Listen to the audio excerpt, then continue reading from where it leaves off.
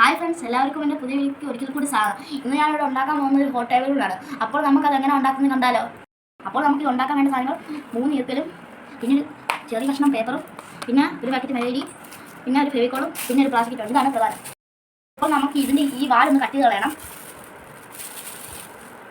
അപ്പോൾ നമ്മുടെ കവർ റെഡിയായിട്ടുണ്ട്. അപ്പോൾ പ്രത്യേകം ശ്രദ്ധിക്കണം, ഇത് ഉണ്ടാക്കുമ്പോൾ വലിയ എടുക്കരുത്, ഇതിനകത്ത് ചെറിയ അളവാണ് എടുക്കേണ്ടത്.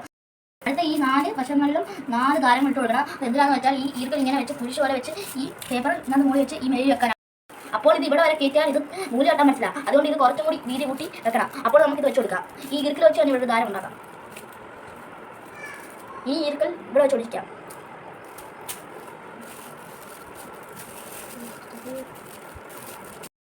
അപ്പോൾ ഇത് നമ്മൾ ഇങ്ങനെ വെച്ചിട്ടുണ്ട്. ഇനി ഇത് ഊരി പോകാതിരിക്കാൻ ഇതിങ്ങനെ ഊരി പോകും. അതുകൊണ്ട് നമുക്ക് ഇവിടെ നൂല് വെച്ച് കെട്ടി കൊടുക്കാം. കെട്ടിയിട്ടുണ്ട്. ഭാഗത്തിന് കഷ്ടി എടുത്ത് കൊടുക്കാൻ പോവുകയാണ്. അപ്പോൾ നമ്മൾ മെഴുകി എടുത്തിട്ടുണ്ട്. ഇനി നമുക്ക് ചെറുതാക്കി എടുക്കാം.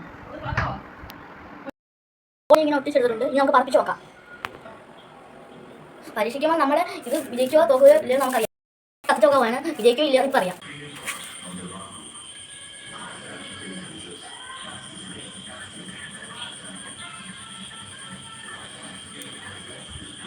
അയ്യോ, കത്തി കത്തി.